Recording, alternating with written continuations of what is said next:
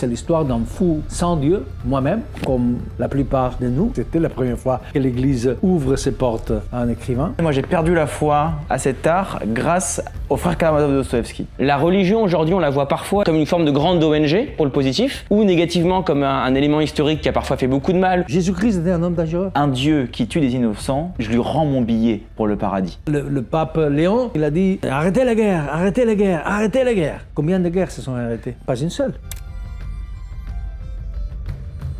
Bonjour à tous et bienvenue aujourd'hui dans cette vidéo au rendez-vous au 19. Nous avons le plaisir de recevoir Javier Cercas pour un excellent livre dont on va parler aujourd'hui, qui s'appelle Le fou de Dieu au bout du monde. Comment allez-vous? Très bien. Très bien. On est nickel, on est très content de vous recevoir. Très heureux de vous recevoir. Moi aussi. De vous recevoir aujourd'hui. C'est un livre qu'on a tous les deux beaucoup aimé. On a mis du temps à le lire parce qu'il a fallu qu'on s'imprègne de tout ce qui est dit. C'est un ovni, un petit peu. Moi, j'aime bien le définir comme ça. On a différents styles à l'intérieur. C'est à la fois du document, c'est à la fois de la biographie, c'est à la fois de l'entretien, c'est à la fois du récit. Il y a en même temps une fibre romanesque. C'est un très beau livre sur la foi aussi. Bon, on y reviendra, mais sur le rapport à la foi, qu'on soit croyant ou non, je le dis en introduction, mais qui est quand même un des sujets importants et qui est rarement traité de cette manière-là, pour moi. Exactement. Et donc, pour revenir un petit peu sur l'histoire afin que tout le monde puisse savoir, un livre non seulement qu'il faut lire, mais qu'il faut lire pour une raison particulière, c'est que vous avez eu la chance de pouvoir accompagner le pape François en Mongolie. Vous êtes dans un salon du livre, je crois, à Turin, si je ne me trompe pas, lorsque un homme vient vous voir et vous propose de faire un livre sur ce voyage du pape, alors que vous êtes athée, anticlérical, que vous ne croyez pas forcément en Dieu et tout ça, et que vous êtes complètement libre d'écrire ce que vous voulez. C'est surtout ça aussi qui est intéressant, c'est les livres, ce que vous voulez. Et lorsqu'on vous propose ça, qu'est-ce qui fait que vous vous dites « pourquoi pas »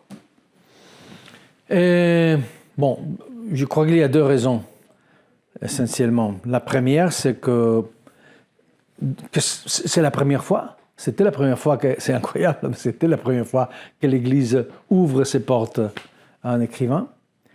2000 ans d'histoire, plus de 2000 ans d'histoire. Parce que ce livre, c'est un voyage en Mongolie, que c'est un lieu très exotique, mais surtout c'est un voyage au Vatican, que c'est beaucoup plus exotique encore que la Mongolie. Et alors, c'était la première fois. Oui, on m'a fait cette question parfois. Comment vous, un écrivain athée, au moins agnostique, acceptez ça? Et ma réponse à cette question, c'est comment ne pas accepter? C'est-à-dire, l'Église catholique a été essentielle pour nous, je veux dire pour Européennes, les gens d'Occident, etc. On ne peut pas raconter l'histoire d'Occident sans l'Église catholique, a été essentielle du point de vue, de tout point de vue politique, historique, éthique, bien sûr culturel, etc. Non? Alors, cette opportunité incroyable d'aller là et faire les questions que j'ai voulu faire et parler avec des gens qui sont là, qui sont en charge de l'Église, etc., était extraordinaire. Ça, c'est une opportunité, mais aussi il y a... C'est-à-dire, un livre ne sort pas seulement d'une opportunité. Il doit avoir une question, un besoin. Et la question de ce livre, c'était fondamental, c'était essentiel. Pourquoi? Parce que quand on me fait cette proposition inouïe, je pense immédiatement à ma mère. Ma mère était une femme sérieusement croyante, sérieusement catholique. À un moment donné, j'ai dit dans le livre que si on compare la foi de ma mère avec celle du pape François, celle du pape François, c'est un peu douteuse. Une femme de vraie foi. Et quand mon père est mort, il avait été toute sa vie avec lui, elle disait qu'elle le reverrait après la mort. Et elle disait ça, pas parce qu'elle était une femme étrange ou excentrique, mais parce que c'est ça exactement le centre du christianisme. On oublie ça. Les chrétiens, je crois qu'oublient ça souvent. Et c'est pas moi qui dis ça, que c'est ça les centres du christianisme. C'est pas même le pape François qui le disait, évidemment. C'était Saint Paul qui inventait, en certain sens, le christianisme. Il disait nous ressusciterons parce que Christ a ressuscité. Et si Christ n'a pas ressuscité, vaine est la notre foi. Ne sert à rien, inutile est la notre foi. C'est une folie, mais c'est ça le centre du christianisme. Et alors, immédiatement, quand j'ai pensé à ça, j'ai imaginé quel serait le sujet de mes livres. Et le sujet de mes livres, c'est ça. C'est-à-dire, c'est l'histoire d'un fou sans Dieu, moi-même, comme la plupart de nous, que nous avons en Europe, je veux dire, en Occident, qui ont été éduqués au christianisme et qui ont perdu la foi. J'ai perdu la foi quand j'étais... Ma famille était catholique, mon éducation, j'allais à l'école, une école catholique, mon pays, un pays très catholique, l'Espagne, etc. Mais j'ai perdu la foi à 14 ans. Et un fou sans Dieu, que va à la recherche du fou de Dieu. Le fou de Dieu, c'est François, le pape François. Pourquoi ? Parce que le pape François, c'était le premier pape qui s'appelait à lui-même François, d'après François d'Assise. Et François d'Assise s'appelait à lui-même le fou sans Dieu. Alors, le fou de Dieu. Alors, un fou sans Dieu qui va à la recherche du fou de Dieu jusqu'à la fin du monde, c'est-à-dire à Mongolie, pour lui faire cette question à la fois basique, mais fondamentale. La question que pourrait poser à un enfant. Vous savez, les questions plus importantes sont celles que posent les enfants, les essentielles. Tous mes livres, l'origine de tous mes livres, ce sont des questions d'enfants. Et alors, la question serait, est-ce que ma mère verra mon père après la mort, comme elle dit, pour lui faire à lui, au pape, qui est la personne qui a l'autorité, la vraie autorité, peut-être pour un catholique, la seule personne qui a l'autorité de répondre à cette question. Alors, pour faire cette question, pour écouter sa réponse et pour l'apporter à ma mère. Tous mes livres et tous les livres que j'aime, j'ai expliqué ça dans un livre qui s'appelle Le point aveugle, qui sont des conférences que j'ai données à Oxford. Et tous mes livres, et tous mes romans et tous les romans que j'aime, à commencer par Don Quichotte, que c'est les romans que j'aime le plus, sont un certain sens de polar. Parce que dans ce livre, je parle de Kafka, de Melville, de beaucoup de gens. Parce que dans tous, au centre de tous, il y a un énigme et quelqu'un qui veut déchiffrer cette énigme. Et ça, c'est le centre, ça, c'est l'essence du polar, finalement. Non? Et oui, dans ces cas, c'est la même chose. La différence, c'est que ici, l'énigme, c'est l'énigme des énigmes. C'est l'énigme central du christianisme, c'est-à-dire l'énigme ou un des énigmes centrales de notre civilisation, c'est-à-dire la résurrection de la chair et la vie éternelle. Alors ça c'est le sujet finalement de ce livre, ça c'est l'origine du livre. Moi, il y a un truc que je trouve génial dans ce livre-là, et que vous venez de souligner, je dis comme je le pense, c'est que la question elle est posée comme ces questions d'enfants. Moi je me rappelle avoir demandé à mes parents où est Dieu, pareil, est-ce que vraiment je ressuscite après ma mort en chair? Et c'est vrai que moi je connais ces questions-là parce que pareil, j'étais dans une école petite primaire, elle s'appelait Saint-François d'Assise. Je suis né le 4 octobre, la fête de Saint-François c'est le 4 octobre, donc j'ai vraiment grandi avec cette image de Saint-François d'Assise et du catholicisme. Mais à travers cette question, et vous le soulignez aussi, il y a une question sous-jacente qui est vraie. Moi je l'ai vécue par exemple dans mon école primaire ou ailleurs.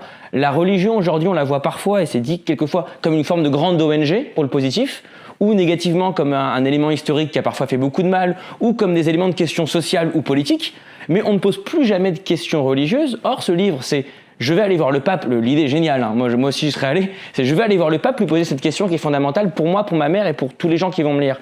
Mais finalement, cette question, vous la posez à plein de personnes qui sont vaticanistes ou non, ou missionnaires ici ou en Mongolie, des rencontres fascinantes avec, je spoil rien, mais plein de missionnaires là-bas en Mongolie, qui est une terre très peu catholique, très peu chrétienne, mais quasiment pas catholique, pour le coup. C'est ce qui rend le voyage en Mongolie fascinant. Alors, il y a plein de réponses, parce qu'elles sont différentes, ces entretiens avec des êtres humains, et que l'autre chose que vous faites dans ce livre, c'est humaniser, finalement, ce que sont les vaticanistes, le Vatican et les religieux. Mais in fine, comment vous expliqueriez aujourd'hui, vous qui avez fait ce voyage, qui avez pris le temps de réfléchir dessus, d'écrire ce livre, ce qui explique que la religion, catholique en tout cas, ne parle quasiment plus de religion, c'est-à-dire des vraies questions, c'est-à-dire la question de la résurrection, de la vie après la mort, et plutôt quelque chose de l'ordre du quotidien pour certaines personnes, ou de l'endossement moral ou politique ou sociétal, mais la religion ne parle quasiment plus de religion finalement. Et en parlant avec ces gens-là, comment vous l'expliqueriez ou qu'est-ce que vous avez ressenti quand vous leur posez ces questions? Oui, ça c'est un paradoxe extraordinaire. Le fait que j'ai trouvé quand j'ai commencé à m'intéresser au Vatican et l'Église, etc., pour écrire ce livre. Avant, je l'avais noté, mais quand j'ai commencé à étudier, j'ai découvert des choses extraordinaires. D'abord, par exemple, les papes donnaient énormément d'entretiens. Qu'est-ce que c'est ça, un pape qui donne un entretien? Jamais avait passé ça. Jamais. C'est très original. Les papes, normalement, ne donnaient pas des entretiens. Et ces papes donnaient énormément d'entretiens. Mais une chose incroyable, c'est le fait que, quand ils parlaient, dans des entretiens, dans des documentaires, etc., dans des films, il ne parlait jamais de religion. Il parlait surtout de politique, surtout de questions morales. Et en fait, quand on parle de l'Église catholique aujourd'hui, au journal, à la télévision, etc., on parle de la politique surtout, de questions morales, de questions sexuelles même, de questions... Mais jamais... Et ça, c'est un paradoxe extraordinaire, non? Surtout parce que l'Église, aujourd'hui, n'a pas de pouvoir politique. C'est incroyable. On parle tout le temps de politique quand on parle de l'Église. Et je crois que l'Église doit parler de politique. Et je ne veux pas, dans ce livre, cacher la dimension politique de l'Église. Mais l'essence, c'est pas ça. L'essence de l'Église n'est pas ça, évidemment. Et l'Église n'a pas un vrai pouvoir politique. C'est-à-dire, le pape Léon, la première chose qu'il a fait a été du balcon du Vatican, il a crié même, arrêtez la guerre, arrêtez la guerre, arrêtez la guerre. 3 fois. Combien de guerres se sont arrêtées? Pas une seule. Mais demain, Netanyahou dit stop l'atrocité de Gaza, et c'est fini. Ou Poutine dit stop à l'atrocité de l'Ukraine, c'est fini. Ça, c'est le pouvoir politique. Mais l'Église n'a pas un pouvoir politique. Il y a cette anecdote fameuse qu'un diplomate français parlait avec le pape, parlait avec Staline de l'importance de ce que disait le Vatican, voilà, sur ça et sur ça. Et Staline lui a dit, mais combien de divisions a le Vatican? Il avait raison, c'est-à-dire... Alors, ça c'est un énorme paradoxe. Et je voulais restituer cette dimension, je ne suis pas un croyant, voulais restituer parce que cette dimension religieuse, parce que le pape est avant tout une autorité religieuse, avant tout. Et cette dimension reste cachée. Et c'est pour ça que quand je vais là, et je commence à parler de religion avec les gens qui sont en charge de l'Église, pas seulement avec les papes, mais avec le préfet du Vatican, c'est-à-dire les ministres, les cardinaux, les intellectuels proches du pape, je commence à découvrir des choses extraordinaires que je ne m'attendais pas, absolument. Pourquoi? Parce que ça a été caché pour tout le monde. Non? Par exemple, le pape est un pape anticlérical. Je reprends juste sur ce point parce que c'est l'autre, et puis on verra, mais l'autre, pour moi, grand sujet du livre sur la question religieuse ou du Vatican, c'est la question cléricalisme ou anticléricalisme, pour simplifier. Hein. Mais ce qui est marquant, c'est que ce livre, c'est un thriller aussi, si je devais le nommer pour faire le buzz en affiche, sur les traces du pape François. Oui. Qui est le pape François? Et d'ailleurs, je ne spoilerai rien encore, mais il y a une conclusion que vous posez sur qui est le pape François, je le prononce sûrement, mais Bergoglio qui devient le pape François finalement, qui est ce prêtre argentin qui a une carrière formidable, qui devient cardinal, et qui est le pape François. Mais ce qui est un élément marquant du pape François, même pour les résumer pour les gens qui ne savent pas forcément, c'est que c'est un pape qui a marqué une forme de rupture, du moins au sein du Vatican, parce que pour le grand public, mais au sein du Vatican, avec une forme de cléricalisme, un peu l'image qu'on peut avoir d'ailleurs du Vatican très fermé, sous les ors du Vatican, comme on a souvent dit. Et il y a un autre élément qui est très marqué, qui est genre le rapport entre les personnes que vous rencontrez, entre le cléricalisme et l'anticléricalisme, et le rapport finalement entre deux opposés qui va être, je vais rester dans le cliché, mais le cardinal à Rome, au Vatican, qui ne se déplace pas, et le missionnaire qu'on va croiser en Mongolie, et le rapport à une chose. Et je vais juste citer 2 passages pour voir comment ils sont agencés, sur le rapport entre l'humilité et les conséquences que peuvent avoir ce cléricalisme. Vous citez un passage à un moment où vous dites « L'humilité est l'art somptueux de se réduire à un point, pas à quelque chose de grand ou de petit, mais à quelque chose qui n'a pas de taille, de façon que toutes les choses de l'univers soient comme elles sont en réalité, d'une taille incommensurable. » Donc d'un côté, on a cette définition de l'humilité, et l'autre, pour revenir à un sujet en plus dont on parle beaucoup quand on parle de religion catholique en ce moment, qui sont les abus sexuels dans l'Église, vous résumez la pensée du pape François lors d'un échange, et vous dites « François parvient à une conclusion qui me semble convaincante. L'abus sexuel est une forme d'abus de pouvoir, et l'abus de pouvoir est le résultat du problème le plus grave que l'Église connaît, le cléricalisme. » Ouais. Oui. Les 2 choses sont... Oui, ça c'est une des surprises que j'ai au Vatican. Le fait qu'aujourd'hui, l'Église catholique, et sans doute le pape François, était anticlérical. Ça peut sembler étrange, mais c'est comme ça. Qu'est-ce que c'est le cléricalisme? Le pape François était contre le cléricalisme. Et aujourd'hui, c'est pourquoi il était un pape anticlérical. Et aujourd'hui, l'Église catholique, c'est une Église anticléricale. Quel est le sens de cet anticléricalisme? C'est l'idée que le cléricalisme, c'est le cancer de l'Église, littéralement.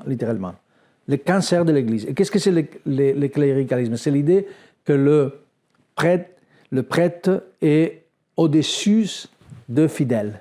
non, des troupeaux. Cette idée, c'est catastrophique. C'est le cancer de l'Église, il dit François. Les prêtres font partie du troupeau. Et en plus, ont de fidèles. Il a une idée, il a une image très, très littéraire, parce qu'il avait été professeur de littérature, il avait une grande culture littéraire, il avait une imagination très littéraire. Et il dit, en un certain moment, le prêtre doit être en même temps devant le troupeau pour guider, et dans le troupeau, parce qu'il fait partie du troupeau, parce qu'il a un de plus de fidèles, et aussi derrière le troupeau pour aider ceux qui ne peuvent pas continuer, mais jamais au-dessus. Parce que être au-dessus du troupeau vient beaucoup, ça c'est l'origine de beaucoup de grands problèmes de l'Église. Par exemple, les abus sexuels. L'abus sexuel, c'est un abus de pouvoir. Si tu as plus de pouvoir que certaines personnes, tu as la tentation d'abuser cette personne. Le problème, c'est que, alors ça c'est une vraie révolution, mais le problème, c'est que nous avons connu, surtout dans certains pays comme l'Espagne, mais aussi en France, mais aussi partout, c'est que l'Église était complètement anticléricale. C'était complètement cléricale. Elle était tout le temps avec les pouvoirs, tout le temps avec les riches, tout le temps, non?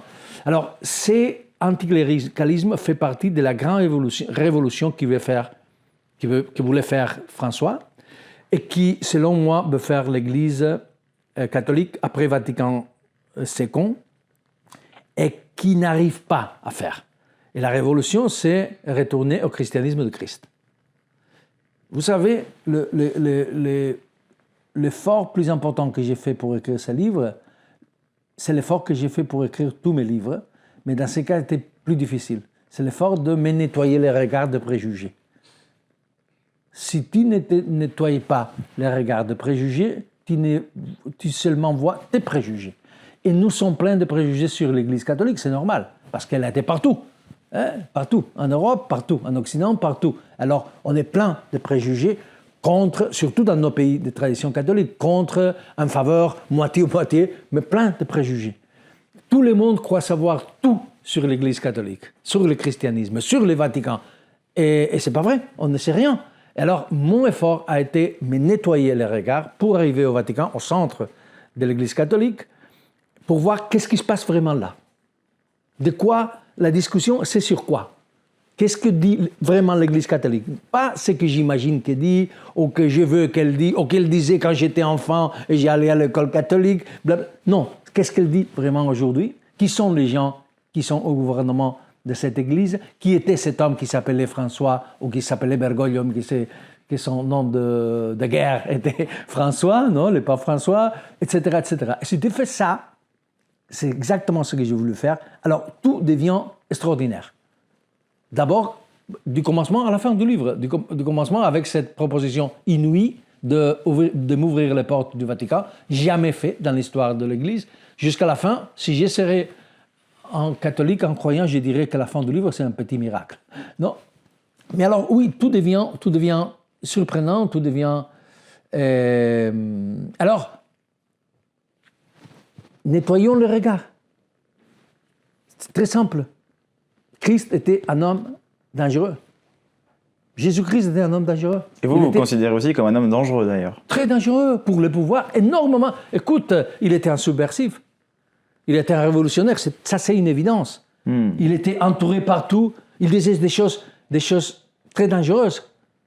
Je n'ai venu pas ici apporter la paix, mais l'épée. L'épée. Il disait ça, hein? Il disait tous les hommes et les femmes sont égaux. Exactement. Ils ont droit à le même respect, miséricorde, etc. Dans un monde où encore l'esclavage était partout. Bon, aujourd'hui, c'est encore très dangereux. Il était entouré des gens très dangereux. Pas des riches, des gens de pouvoir, des pauvres, des gens qui n'avaient rien, des prostituées, de tout ça. Il a été crucifié parce que c'était le châtiment plus dur pour les gens plus dangereux, et les plus durs. Écoute, ça n'a rien à voir avec le catholicisme et le christianisme que nous avons connu. Charles Péguy dit une chose que c'est exact. Il disait la chose plus lointaine de l'esprit bourgeois, c'est le christianisme. La plus lointaine de l'esprit bourgeois, c'est le christianisme. Et ça, c'est une vérité. Le christianisme de Christ, c'est comme ça. Mais le christianisme que nous avons connu, c'est exactement le contraire. C'est un christianisme bourgeois, c'est un christianisme de pouvoir, c'est un christianisme de l'ordre. Il y a Gandhi qui a juste dit une phrase géniale là-dessus, qui a dit, il a fait ses études à Oxford et il est revenu et il a dit « J'ai beaucoup de respect pour les Européens. Par avoir les textes religieux que vous avez eus et en avoir fait ce que vous en avez fait, je pense que personne n'y arrivera à travers le monde. » Qui a dit ça? Gandhi. Ah oui. Et il a dit avoir la religion que vous avez dans les textes et faire ce que vous en avez fait, aucune nation ne vous égalera jamais. Parce que c'est exactement le contraire. Voilà. Il y a des gens qui disent, oh, les journalistes, vous avez écouté des journalistes qui disent, le pape François, étrange, très original, un pape qui s'intéresse aux pauvres. Écoute, est-ce que vous avez lu l'Évangile? L'Évangile, c'est ça. Ce qui est étrange n'est pas un pape qui s'intéresse aux pauvres, ce sont les papes qui ne se sont pas intéressés aux pauvres. Gandhi avait complètement raison. Alors, c'est la grande révolution que j'insiste, que l'Église veut faire. Ça, c'est Vatican II. Et le pape François, c'est le premier fils de Vatican II. Et il veut faire ça. Il a voulu faire ça. Il a dit, la première chose le premier entretien qu'on a fait avec lui, il a fait le père Spadaro. C'est un personnage de ses livres. Et c'est un jésuite très proche à lui. Et il lui dit, qu'est-ce que vous voulez faire? Le premier entretien, après être élu pape. Il lui dit, qu'est-ce que vous voulez faire à la fin avec l'Église catholique? Et quel est votre programme? Et le pape François répond, ce que je veux faire, c'est faire sortir Christ de la sacristie et les mettre au centre de l'Église, au centre du monde. Et c'est impossible écouter ça sans penser à un des écrivains que lui aimait le plus, et moi-même et vous, sans doute, c'est Dostoïevski. Dostoïevski, vous vous souvenez de la parabole de le grand inquisiteur, au centre de le frère Karamazov. Le grand inquisiteur, c'est l'incarnation de tous les maux de l'Église. Le constantinisme, l'union de l'Église avec le pouvoir, le cléricalisme, l'idée du prêtre au-dessus, etc. C'est un homme qui fait peur, qui lance du feu, dit Dostoïevski, par ses yeux, qui est entouré de normes, il est entouré des esclaves, etc. Et il va entrer dans une église quand il voit Christ. Christ apparaît, qui est sorti de la sacristie, vous voyez, nu, avec ses blessures encore, vient de sortir de la croix, non, de la sacristie. Et le grand inquisiteur est horrorisé de voir ça. Mais il dit, mais qu'est-ce que vous faites ici? Retournez immédiatement à la sacristie, qu'est-ce que vous faites ici? Vous ne faites rien ici dans ce monde. Vous êtes venu, il dit des choses incroyables, fortes. Ouais. C'est un texte incroyable. Il dit, vous avez venu au monde à libérer les gens, apporter la liberté aux gens. Mais les gens ne veulent pas la liberté. Quand tu donnes la liberté aux gens, c'est qu'ils cherchent, c'est immédiatement être à nouveau des esclaves. Et nous, l'Église, nous lui donnons ça, ce qu'il veut. Nous administrons votre héritage, alors retournez immédiatement à la sacristie. Il pensait à ça, sans doute. François, le pape François.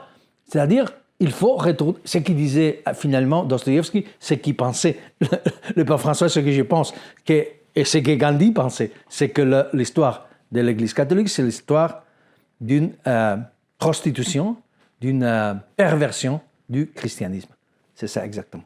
Alors, la grande révolution qui doit faire l'Église, et qui François pensait qu'il devait faire l'Église, c'est retourner à ce christianisme de Christ, à ce christianisme subversif qui n'était pas un pouvoir, mais un contre-pouvoir. Mais ça, c'est un travail énorme qu'un seul pape ne peut pas faire. Bien sûr, c'est impossible. Il l'a fait, non, il a fait en 1%, 2%. Il faut 50 papes pour faire, faire ça. Bien sûr, bien sûr. Le point de départ quand même de ce livre, vous le dites à l'intérieur, si vous êtes écrivain, c'est parce que vous êtes devenu athée. Et je trouve que c'est extrêmement intéressant. Moi, c'est très très drôle en fait, parce qu'il y a beaucoup de parallèles. Moi, j'ai perdu la foi assez tard grâce au frère Karamazov de Dostoïevski. Donc très paradoxal.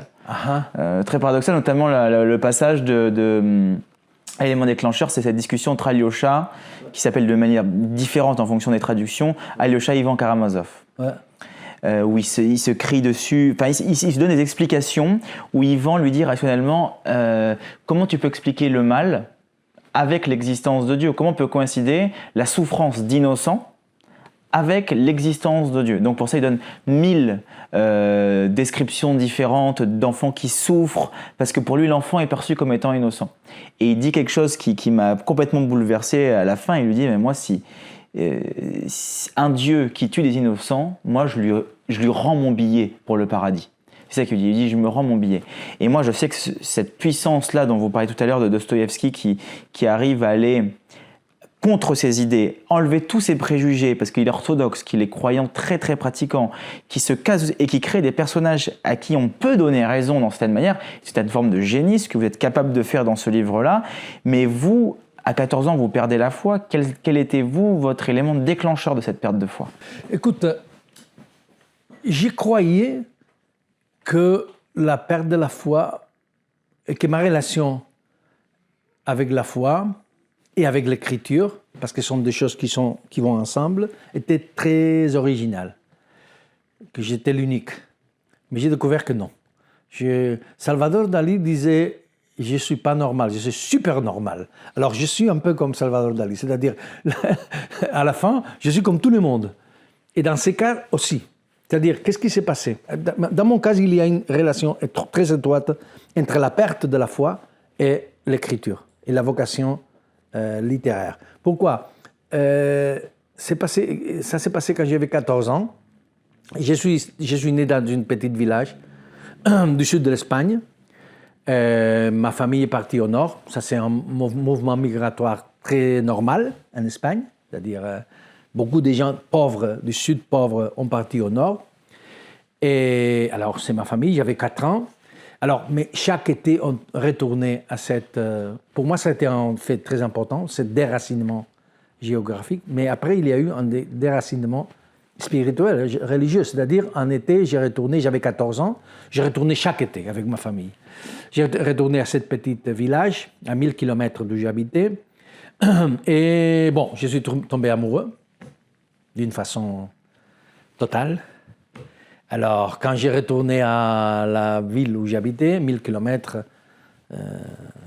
loin de la fille de laquelle j'étais tombé amoureuse, je voulais mourir, naturellement. Je voulais me suicider. La désespération était totale, la situation était très sérieuse. Et alors, j'y allais chercher un livre très sérieux à ma maison pour la solution de cette situation sérieuse. Et le livre a été San Manuel Bueno Mártir. D'Unamuno. C'est un écrivain très important en Espagne, du XXe siècle. Très important. Le livre raconte, c'est un petit livre qui raconte l'histoire d'un prêtre, San Manuel, qui perd la foi et qu'il continue même à prêcher à ces gens, les gens de son église, parce qu'il pense que sans la foi, ils seront perdus. Alors j'ai lu ce livre, vraiment m'a bouleversé. J'ai lu tout d'Unamuno, qui est un homme énorme, qui met les doutes dans le lecteur, qui veut bouleverser vraiment le lecteur. Et alors, j'ai lu ce livre, et jusqu'à ce moment-là, je dois l'avouer, j'étais un enfant formidable. J'étais magnifique étudiant, sportif, catholique, très catholique. Ma famille était très catholique, mon éducation catholique, etc. J'ai lu ces livres, j'ai perdu la foi. J'ai commencé à fumer des cigarettes, j'ai commencé à boire de la bière. J'ai entré dans une sorte de chaos total, duquel je crois que je ne suis pas encore sorti. Et non, c'est une blague, mais ce n'est pas une blague, c'est vrai. C'est-à-dire, jusqu'à ce moment-là, j'étais un lecteur pour plaisir, seulement. La littérature, c'est un plaisir, avant tout. Comme le sexe. Mais aussi, c'est une forme de connaissance. Comme le sexe. C'est pourquoi, quand quelqu'un me dit qu'il n'aime pas la littérature, j'ai seulement besoin de lui donner les condoléances. C'est comme quelqu'un qui n'aime pas le sexe. Non? Et alors, jusqu'à ce moment-là, je lisais pour plaisir. De livres d'histoire, de romans d'aventure. À partir de ce moment-là, j'ai commencé à lire pour plaisir, mais aussi à la recherche de connaissance.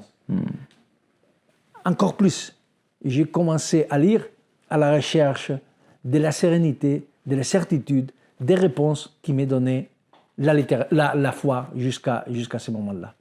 Bien sûr, c'était une erreur, parce que la vraie, comme vous savez très bien, la vraie littérature ne vous donne pas de réponse, vous donne encore plus de questions. Mais quand j'ai découvert ça, c'était trop tard. En tout cas, aujourd'hui, c'est clair pour moi, c'est que la littérature a été une sorte de succédanée, de substitution de la foi, de la religion. Et je croyais que c'était une chose personnelle, originale. C'est pas vrai. Je crois qu'il y a énormément d'écrivains dans le dernier un siècle et demi, je dirais, qui ont fait ce même chemin. Pourquoi? Parce que, vous voyez, ce livre, c'est un roman sans fiction. Il n'y a pas fiction. C'est un mélange des choses, comme vous avez dit. Non, c'est un reportage. Le roman, c'est un reportage. C'est un livre de voyage. C'est un essai. C'est une biographie. C'est une autobiographie, etc. À la fin, c'est un roman parce que le roman, c'est cette possibilité incroyable d'intégrer tous les genres et les transcendre. Mais c'est un roman sans fiction. Il n'y a rien inventé. Et les protagonistes, c'est moi, mais ce n'est pas exactement moi. C'est une sorte de version de moi-même, c'est une sorte de déclination de moi-même. Je l'appelle le fou sans Dieu.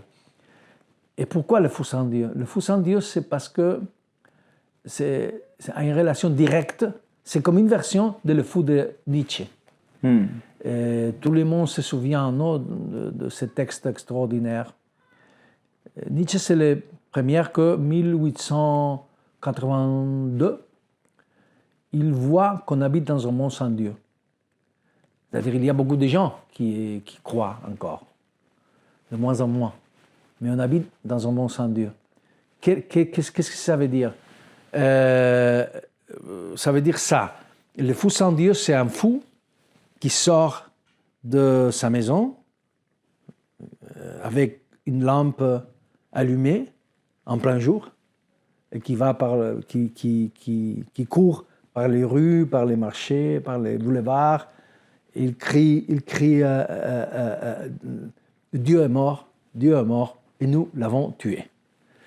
Nous l'avons tué, bien sûr, il dit implicitement, ça veut dire avec la raison, avec la technologie, les lumières ont tué finalement Dieu. Et les gens qui n'ont pas lu les textes ou qui l'ont oublié pensent que le fou de Nietzsche, il est heureux, il est euphorique. Bien sûr, nous avons finalement tué Dieu, alors on est libre, mais c'est pas vrai. Pour moi, cet homme est vraiment triste, vraiment désolé. Il est vraiment désolé, et avec raison, parce que si Dieu n'existe pas, comme disait Ivan Karamazov 2 ans auparavant, si Dieu est mort, si Dieu n'existe pas, tout est permis. Parce que si Dieu est mort, alors la base, le fondement de notre civilisation, ce qui avait donné du sens, les grands récits qui avaient donné du sens à notre civilisation, à notre monde, s'écroulent. Et alors, qu'est-ce qu'on fait? Et cette question, alors qu'est-ce qu'on fait, c'est pour moi la question centrale, ou une des questions centrales d'une partie essentielle de l'art de notre temps, de le XXe siècle, de le XXIe siècle, de notre siècle aussi. Non, pensez à Kafka, pensez à Bergman, le cinéaste, etc. Non? Et même c'est une question de la philosophie. Vous vous souvenez du texte de George Steiner, qui s'appelle La nostalgie de l'absolu, où il dit, oui, s'écroulaient les grands récits. Et on a créé 2 récits alternatifs qui voulaient donner un sens total aussi. Le marxisme, le psychanalyse, l'anthropologie structurelle, etc., qui sont des églises, qui se sont constituées comme des... Mais ça n'a pas marché. Et alors quoi? C'est un peu le siècle de l'absurde aussi. Ouais. En fait, ce qu'on ressent et ce qu'on voit, c'est que les questions qui sont beaucoup posées par l'art, Camus, philosophe ou pas, mais c'est un peu la question de Camus qui dit on est confronté comme jamais on a été confronté historiquement à l'absurdité de l'existence sans grand repère, et que Camus, tout les remet en question, il dit à la fin, je les ai remis en question, le marxisme et la religion autre, mais à la fin, qu'est-ce qui reste ? Moi, confronté à ma propre absurdité. Ouais. Lyotard dit, nous n'avons pas de récits, et ça c'est notre condition postmoderne, non ? C'est-à-dire, nous n'avons pas de grands récits, nous avons des petits récits. Et ça, il appelle la condition postmoderne, ça. Mais pas tout le monde est heureux avec ça. En tout cas, la question, c'est qu'est-ce qu'on fait ? C'est la question centrale. Qu'est-ce qu'on fait sans ces grands récits qui donnaient du sens ?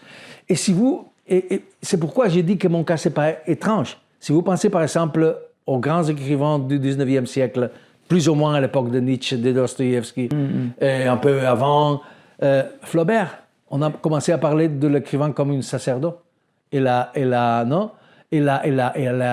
comme une sacerdoce, non ? Il disait, on dit ça, un sacerdoce. Ouais. Oui. Alors, l'art est devenu, pour certains de nous, une sorte de substitution, non ? Une sorte de... mais on n'a pas trouvé, on n'a pas une réponse à ça. Qu'est-ce qu'on fait avec ça ? Et je crois qu'à la fin de ce livre, Le Fou sans Dieu a cette nostalgie aussi de l'absolu. Il dit, à un moment donné, il dit « Et si l'impossible, c'est vrai ?» C'est une nostalgie. En parlant de l'impossible, c'est vrai. Pour vous, et là c'est vraiment une question un peu intime pour le coup, est-ce que vous pensez que si on avait la preuve de l'existence de Dieu, c'est-à-dire que on serait sûr à 100%, là, les questions ne se poseraient même plus, d'accord ? Non. Est-ce qu'on aurait besoin d'y croire ? Pardon, Est-ce qu'on aurait besoin de croire en Dieu si on savait que Dieu existait concrètement parlant, qu'on en avait la preuve, que tout le monde serait d'accord ? Si on a la preuve que Dieu existe, alors tout le monde croit à ça, non ? On a besoin d'y croire encore, ou est-ce qu'on n'a plus besoin d'y croire ? Ou est-ce que la croyance devient à ce moment-là un savoir ? Je ne suis pas sûr de comprendre ce que vous voulez dire. Est-ce qu'on a encore besoin de la foi ? On a besoin. Il y a certaines personnes qui ont besoin de la foi. C'est-à-dire, le problème, si on aurait la preuve que Dieu existe, alors on doit les croire parce qu'on a la preuve. Oui, bien sûr. Mais le problème, c'est qu'on n'a pas la preuve et que c'est très difficile, non ? Qu'on a la preuve. La foi, c'est une chose mystérieuse. Je ne crois pas que c'est une question rationnelle. On parle beaucoup de ça dans le livre, non ? Oui. Le discernement, justement, qui est un mot-clé. Oui, mais écoute, je ne sais pas vous, mais j'ai eu la jalousie des gens qui croient vraiment, parfois. Pas seulement en écrivant ce livre, mais ma mère, par exemple. Elle était capable, il avait une foi énorme, il était capable de faire des choses que je ne suis pas capable de faire. Les missionnaires de ce livre sont les vrais fous de Dieu. Je dis parfois, ils ont un super pouvoir. Ils sont capables de faire des choses que je ne suis pas capable de faire. Alors, parfois, j'ai eu envie, je crois que ça c'est très normal, j'ai eu jalousie des gens qui ont la foi. Mais c'est pas si facile, c'est pas une chose... À un moment donné du livre, je parle avec le cardinal Tolentino, qui c'est un grand poète, vraiment. C'est le préfet de la culture aujourd'hui au Vatican. Et c'est un grand poète. Mes amis portugais disent que c'est le plus grand poète de la langue portugaise. En tout cas, je lui dis, la foi, c'est comme une intuition poétique.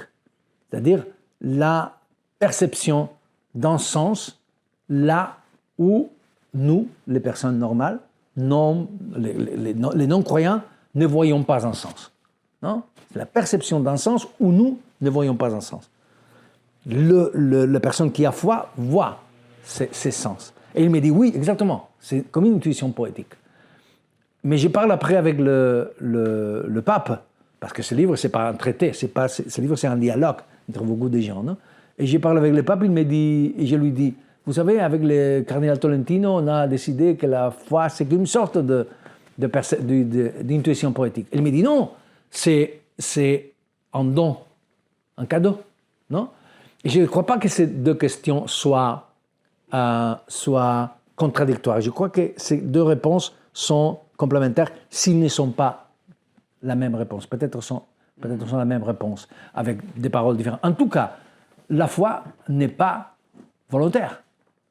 C'est comme l'intuition, l'intuition poétique. Tu ne peux pas dire, écoute, je dois écrire un poème, alors j'aurai une intuition poétique. Non.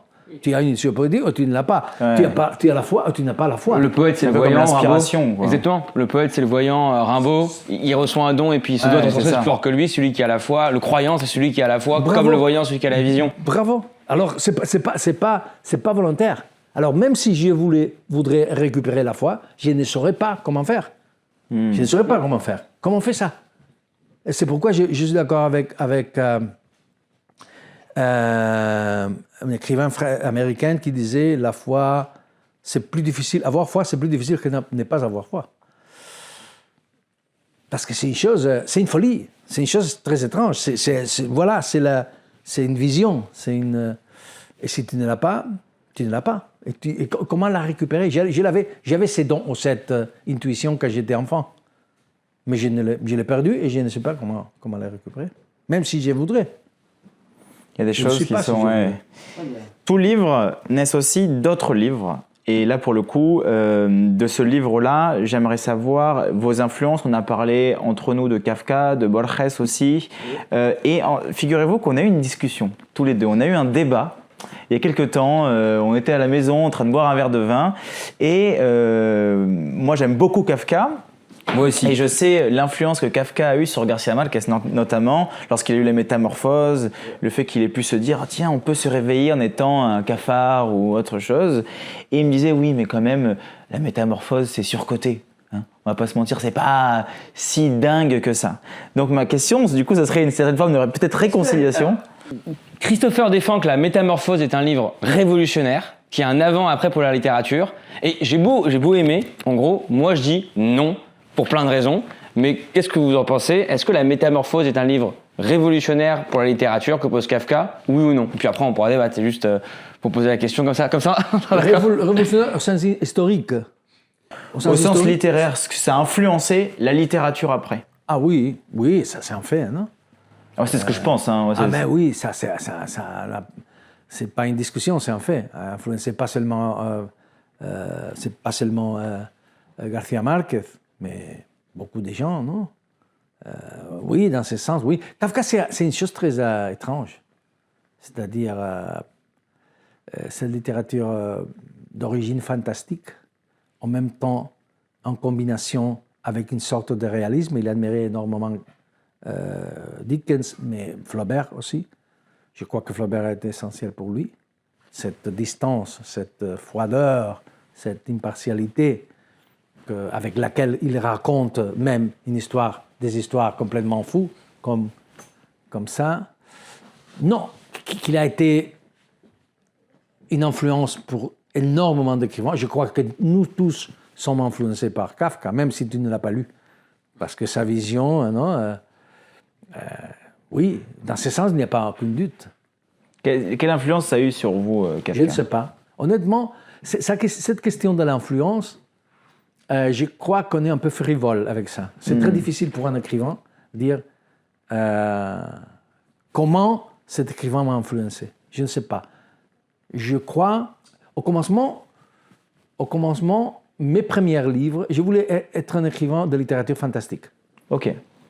En fait, mes premiers livres sont comme ça. J'étais un écrivain, je dirais, orthodoxement postmoderne dans beaucoup de sens. Par exemple, la politique n'était pas dans mes livres, explicitement. L'histoire n'était pas dans mes livres.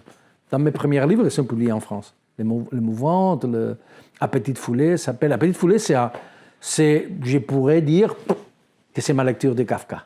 Parce que je lisais Kafka comme un écrivain humoriste. Avec un énorme sens de l'humour. Je crois que c'est très important, ça.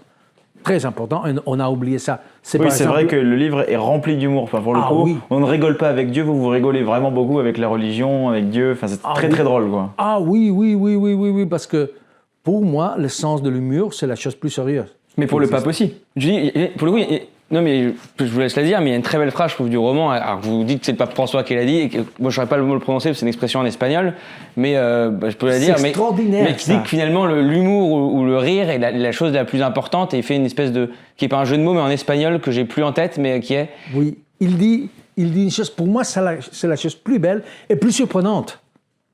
Parce que, écoute, j'arrive au Vatican avec beaucoup de préjugés, avec beaucoup de phrases. Une des phrases avec laquelle j'arrive là, c'est de Sioran. Sioran, l'écrivain français d'origine de la Roumanie, il dit une chose que je croyais absolument. Toute religion, c'est une croisade contre le sens de l'humour. Et c'est, je crois, une des choses qui m'a éloigné de l'Église catholique et du christianisme. Parce que pour moi, et je crois que pour un romancier, le sens de l'humour, c'est la chose plus sérieuse du monde. C'est ce que nous a enseigné Cervantes, que c'est le créateur du roman moderne. Le sens de l'humour, c'est la chose plus sérieuse. Et l'ironie, c'est l'instrument essentiel de connaissance du romancier. Alors, où il n'y a pas du sens de l'humour, je n'y vais pas. Je n'irai jamais. Je déteste ça.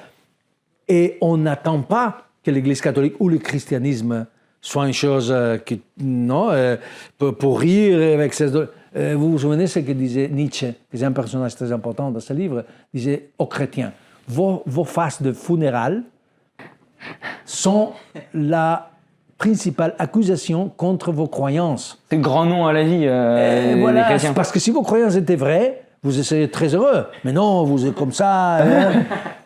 Alors, vous êtes en huile tout le temps. Alors, qu'est-ce que je me trouve là? Je me trouve un pape qui fait, effectivement, comme vous disiez, une revendication radicale de sens de l'humour. Avec une phrase extraordinaire, c'est la phrase que j'ai lue, je crois que j'ai lu tout ce qu'il avait écrit. Mais cette phrase ne l'a pas écrite. C'est extraordinaire. Il l'a dit à un ami dans ce livre, qui s'appelle Lucio Brunelli. C'était son ami plus intime à Rome. Il lui dit, vous savez, Lucio, la chose plus proche à la grâce divine, c'est le sens de l'humour. À la grâce divine, c'est la chose plus importante pour un chrétien. C'est-à-dire, Dieu vient te trouver, c'est le sens de l'humour. Et même si tu n'es pas croyant, voilà une vérité profonde. C'est vrai, quand on rit d'une chose vraiment drôle, on comprend énormément de choses. Non? Et Kafka, c'est comme ça. Écoute, Kafka, c'est la personne qui l'a revendiqué très bien, c'était Kundera. Milan Kundera a revendiqué, a insisté sur ça, et il avait complètement raison. Kafka était sans sens de l'humour, c'est impossible. Kafka disait, ça c'est joli, Kafka, c'est beau, Kafka disait de Chesterton, Chesterton était l'écrivain peut-être plus aimé par François, il disait, il est si drôle qu'il semble avoir vu Dieu. Il est drôle d'une façon comme s'il avait vu Dieu, exactement ça. Et voilà, Max Brod racontait que quand Kafka a lu les commencements du procès à ses amis, tout le monde riait énormément. Parce qu'on pensait que c'était drôle. Cet homme, non, vous savez, ces deux hommes qui entrent dans la pension de Joseph K., dans la chambre de Joseph K., lui dit, et tout le monde pensait ça incroyablement drôle. On doit penser à Kafka comment... Et mes premiers livres étaient comme ça. Alors, sans sens de l'humour, il n'y a pas littérature pour moi, parce que c'est la chose plus sérieuse. Et au commencement, j'étais un écrivain de littérature fantastique. J'ai traduit, par exemple, H.G. Wells. Et mes grands...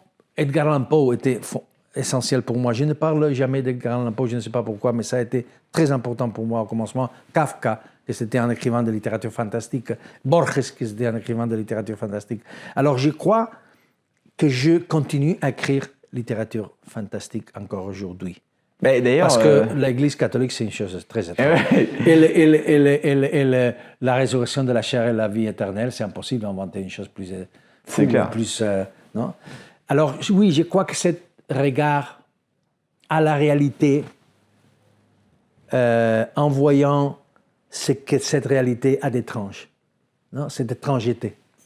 Est-ce que c'est pas aussi quelque chose de profondément hispanophone, moi j'ai vécu longtemps en Amérique latine et c'est vrai qu'il y a quelque chose d'assez, je sais que vous êtes espagnol, hein, mais il y a quelque chose de fondamentalement, je retrouve aussi en Espagne, dans certaines villes en Espagne, surnaturel dans l'essence même d'un pays profondément réaliste.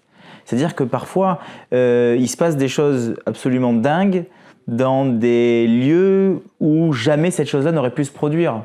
On voit par exemple sur les frontières du Venezuela, enfin sur les côtes du Venezuela, il y a un pingouin qui s'était échoué. L'autre jour, j'ai vu un perroquet qui avait dénoncé des dealers de drogue en plein milieu de la Colombie. Il se passe toujours des choses assez surnaturelles. Est-ce que c'est pas un espèce d'héritage culturel qui fait qu'on est plus tenté d'aller vers ce fantastique-là? Non, je crois que la réalité, c'est fantastique.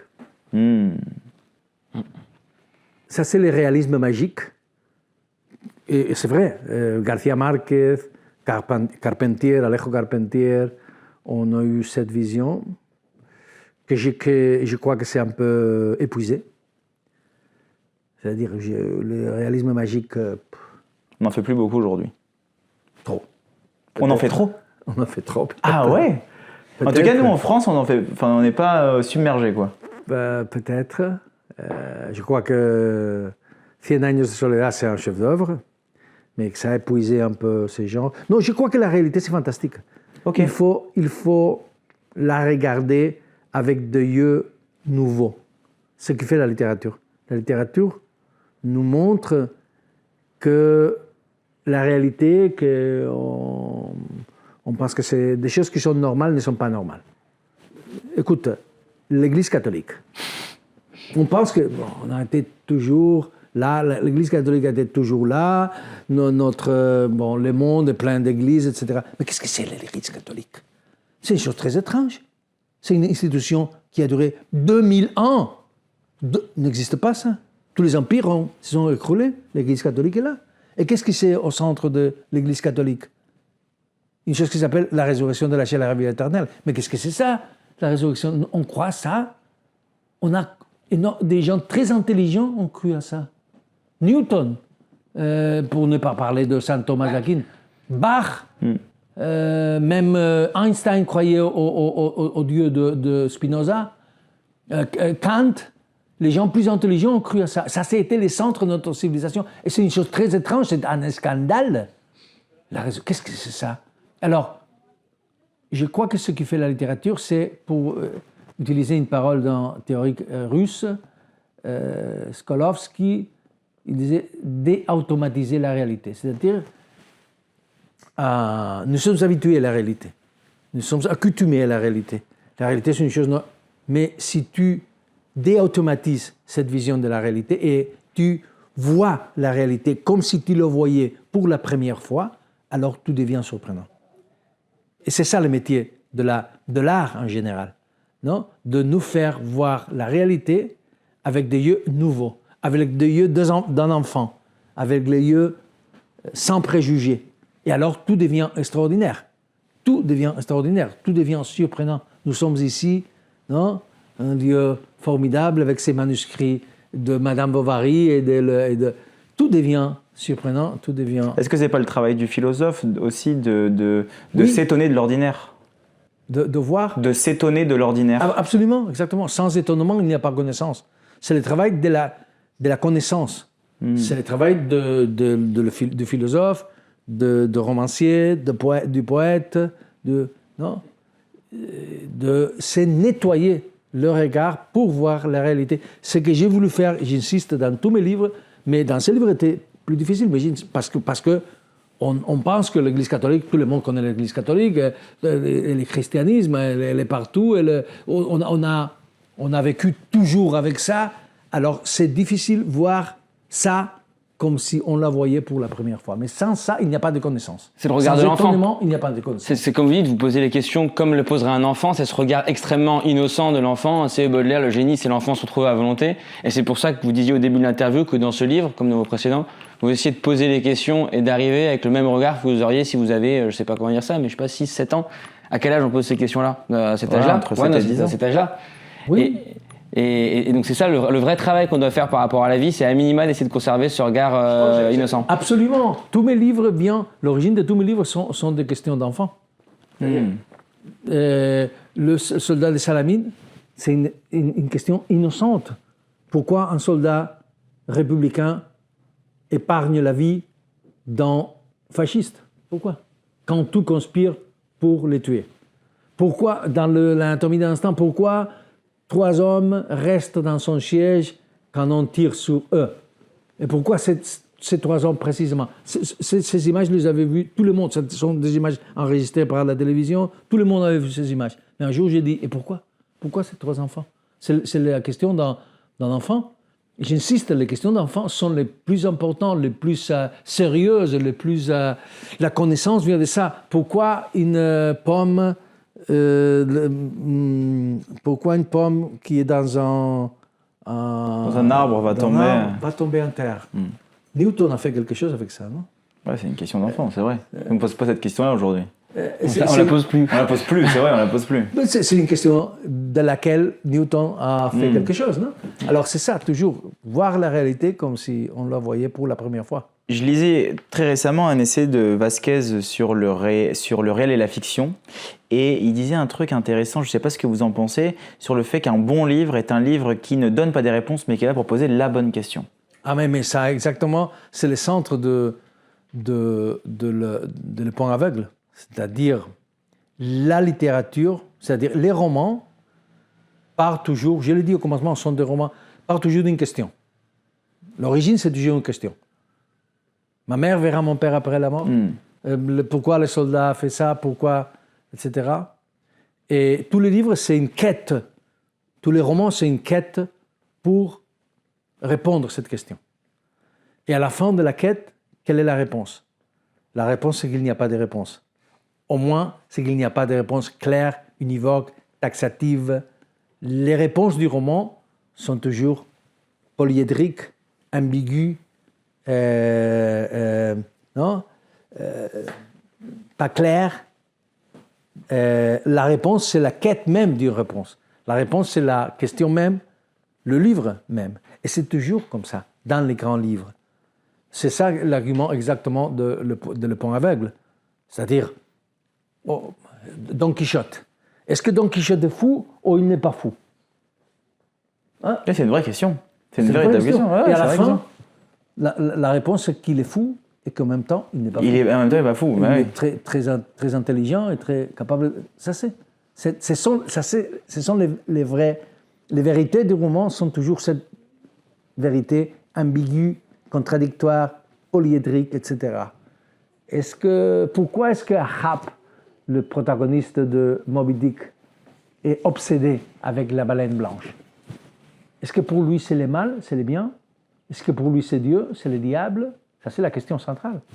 Et à la fin, quelle est la réponse? La réponse est que pour lui c'est le mal, c'est le bien, c'est Dieu, c'est le diable. Pourquoi on a parlé le procès de Kafka, non? On vient prendre Kafka, Joseph K. à sa chambre, on lui dit vous êtes, il y a une accusation sur vous, etc. Non? Il dit qui m'accuse? Où est le tribunal? Qu'est-ce que j'ai fait? Et tout le livre c'est une quête pour répondre à cette question. Qu'est-ce qu'il a fait? Qui fait le tribunal? Quelle est l'accusation? Qui l'a accusé? Et on arrive à la fin. Et qu'est-ce qui se passe à la fin? On les tue, on ne sait rien. La réponse, c'est la quête même d'une question. Alors, c'est pour ça que je disais que tous les grands romans, et sans doute tous mes romans, sont des polars. Parce que dans tout, il y a ça. La différence, c'est que dans les polars conventionnels, il y a une réponse claire, univoque, taxative. Oui. Dans les grands romans, il n'y a pas. Il n'y a pas de réponse. Il n'y a pas de réponse. En tout cas, c'est le lecteur qui peut donner une réponse. Non? Mais oui, alors, bien sûr, la question, c'est-à-dire le centre du roman, c'est la question, c'est pas la réponse. La réponse, c'est pas important. La réponse, c'est... Comment on explore la question, en fait, au final. Voilà, ça c'est la vraie... On va terminer en faisant un petit jeu. Je vais vous donner des citations, vous allez me dire si vous êtes d'accord ou pas avec les citations, si oui ou non, pourquoi. Ouh là là, compliqué, hein? Borges dit Personne ne peut savoir si le monde est fantastique ou réel, et non plus s'il existe une différence entre rêver et vivre. Je suis d'accord. Non, je crois qu'il joue un peu. Il est ironique. Oui, c'est une idée centrale dans la pensée de beaucoup de gens, non? On rêve, on vit. Et bon, on ne peut pas le savoir, non, peut-être. On est en train de rêver et on peut... C'est souvent les discussions qu'on a, on se dit, et si le monde, d'ailleurs c'est comme ça que commence peut-être un roman, c'est toujours se dire, et si le monde que nous vivons en fait n'était pas réel, mais c'était un rêve. Oui, Calderón de la Barca a écrit un drame sur ça. Bah, ça c'est une question centrale de notre civilisation. Ça c'est un rêve ou c'est la réalité? Si vraiment, on ne peut pas démontrer que c'est pas un rêve. Si c'est un rêve très solide. Hein? Quand j'ai fait comme ça, c'est mal. Hein? Mais c'est vrai qu'on souffre aussi dans les rêves. Alors, ça me fait penser à Clément Rosset, qui était un philosophe français. Oui, je l'aime beaucoup. Que j'ai passionnément aimé Clément Rosset. Et pour se moquer de Platon, du monde des idées de Platon, il disait oui, c'est vrai que l'idée d'une claque n'est pas la même chose qu'une claque, mais la claque, elle fait quand même bien plus mal que l'idée d'une claque. Bravo, exactement. Mais c'est aussi vrai que quand on rêve, on souffre, hein? Oui. C'est-à-dire, c'est pas une chose qui... Non, on souffre et on voit... Mais Borges peut-être avait raison, on ne peut pas démontrer ça. Comme on ne peut pas démontrer que Dieu n'existe pas. Et c'est pour ça que aujourd'hui, après ce livre, je suis agnostique. Je ne suis pas athée. Mais Hannah Arendt m'a convaincu. Hannah Arendt disait un athée, c'est un stupide qui croit savoir ce qu'on ne peut pas savoir. Je crois qu'un scientifique serait d'accord avec ça. Et est-ce qu'on peut dire la même chose du coup d'un croyant dans l'autre sens? On reprendre ces citations de Hannah Arendt et l'adapter aux croyants. Aux croyants, par exemple, extrémistes, qui lui est vraiment plein de certitudes. Ah oui, bien sûr, on ne peut pas démontrer ça. Non, ça c'est sûr. Qu'on ne peut pas démontrer que Dieu existe, ça, sans doute. Mais aussi, on ne peut pas démontrer qu'il n'existe pas. Ou qu'il n'existe pas une chose, une transcendance, une chose, une vie après la mort. Je ne crois pas à ça, mais je ne peux pas dire ça n'existe pas. Dieu n'existe pas. Un scientifique dirait on ne peut pas démontrer ça scientifiquement. On ne peut pas être sûr. C'est pour ça que c'est peut-être être plus prudent c'est dire agnostique que pas athée. Oui, c'est-à-dire on ne sait pas en fait. On ne sait pas. On peut pas si savoir. Vous croyez à ça, ça va, pas de problème. C'est votre problème, c'est pas mon problème. Oui, c'est clair. Est-ce que vous êtes d'accord avec Spinoza lorsqu'il dit « La liberté est une illusion puisque c'est l'ignorance des causes qui nous détermine ». Oh oui, ça pose un problème très grand. Oui, c'est vrai, nous ignorons les choses qui nous déterminent. Mais, même si on a une 0,001% d'indétermination, ça c'est la liberté. C'est-à-dire, je ne dis pas, et je crois que Spinoza serait d'accord avec moi, je ne dis pas qu'on a la liberté de faire tout. Effectivement, nous sommes déterminés par les gènes, par notre constitution, par la société, par tout. Mais je ne crois pas qu'on peut dire qu'on n'a pas un 0,00001% de capacité de décision. Et ça, c'est la liberté. Ça, c'est la liberté. Je crois que Spinoza serait d'accord avec moi. Je crois.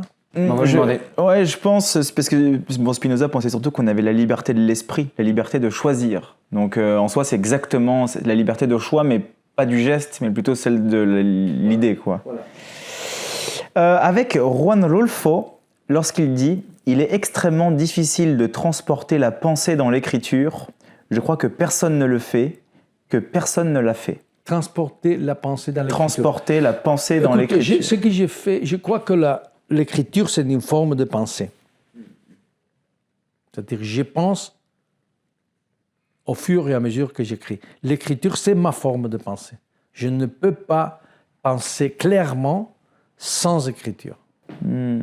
C'est la forme plus précise même je dirais sophistiquées de pensée que j'ai. C'est pensée qui vous permet de pouvoir écrire ou c'est l'écriture qui vous permet d'éclaircir la pensée? C'est exactement ça. C'est deuxième. l'écriture, le deuxième. C'est l'écriture qui permet de me dire je pense ça.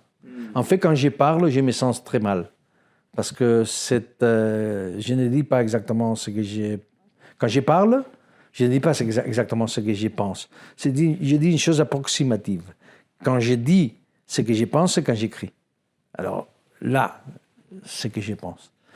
Mais je l'écris et après, et 2 minutes après, ou 1 minute après, ou 30 secondes après, je ne suis pas d'accord avec moi-même. Alors je dois écrire une autre fois. Non? Ça, c'est la pensée. La pensée, c'est dynamique. La construction, oui. Exactement. Je vous invite tous évidemment à lire le dernier livre de Javier Cercas aux éditions Actes Sud, génial, Le Fou de Dieu au bout du monde, un livre qu'on a adoré, on a pris un excellent moment pour pouvoir le lire, en parler aujourd'hui. Pour terminer, j'ai un ami à moi qui est libraire, qui vous aime éperdument à Bordeaux et qui me dit, si jamais tu rencontres Javier Cercas, est-ce que tu peux lui demander si en parcourant tout ce chemin-là avec le pape, à un moment donné, il ne s'est pas dit que lui aussi allait se reconvertir en ayant fait tout ce chemin, est-ce qu'il y a pensé à un moment donné à se reconvertir? Ok, oui, on m'a fait cette question beaucoup de fois et j'ai 2 réponses. La première réponse, c'est que me l'a donné un personnage de ce livre qui va tout le temps avec moi, c'est Lorenzo Fazzini. C'est lui qui est venu à moi à me proposer d'écrire ce livre. C'est le directeur de la maison d'édition du Vatican. Et on va toujours ensemble. Nous sommes un peu comme Don Quichotte et Sancho Panza. Même s'il est Don Quichotte et Sancho Panza en lui-même, parce qu'il est très haut et il mange beaucoup. Mais il m'a dit à un moment donné, non, 2-3 fois, il m'a dit, Javier, si tu retournes à la foi de ton enfance, tu ne dois pas le dire. Parce que tu ne vendras pas une copie de ton livre si tu te convertes au christianisme à nouveau. Mais après 4 ans, quand tu as vendu beaucoup de livres, alors oui, alors tu peux le dire, tu peux écrire un livre sur ta conversion. Ces livres vendent très bien, ils vendent beaucoup tu me donnes le livre et je te vendrai 4 millions de copies. Ça, c'est ma première. Alors, si je me serais converti, je ne peux pas le dire. Mais ma deuxième réponse, c'est on a parlé de ça. C'est-à-dire, la foi, ce n'est pas une chose volontaire. Même si j'ai été, et parfois je suis jaloux des gens qui ont la foi, la vraie foi, pas la foi ornementale, la foi théorique, non. Comme ma mère, comme le missionnaire, comme le fou de Dieu de ce livre, j'ai eu envie de ces gens, de la force, de la sérénité, non, on a parlé de ça. Mais la foi, ce n'est pas volontaire.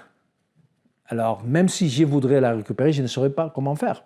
Alors, je reste athée, j'ai changé d'être athée, je suis agnostique, disons. Non? On en a parlé. C'est déjà... On a décalé le curseur. Oui, c'est Hannah Arendt qui m'a convaincu de ça. Alors, oui, mais c'est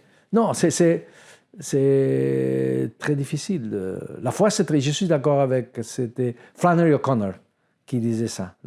Avoir foi, c'est plus difficile que ne pas avoir foi. Je suis d'accord. C'est vrai. Merci à tous, merci beaucoup d'être venus nous voir. On est très contents de ce moment qu'on a passé ensemble. N'hésitez pas, je vous mets toutes les informations dans la description de la vidéo. N'hésitez pas à nous donner des commentaires s'il y a des questions que vous avez envie de poser, des choses que vous n'avez pas compris ou autres, et aussi à partager un maximum cette vidéo et à vous procurer ce magnifique livre. Bonne journée à tous, bye bye.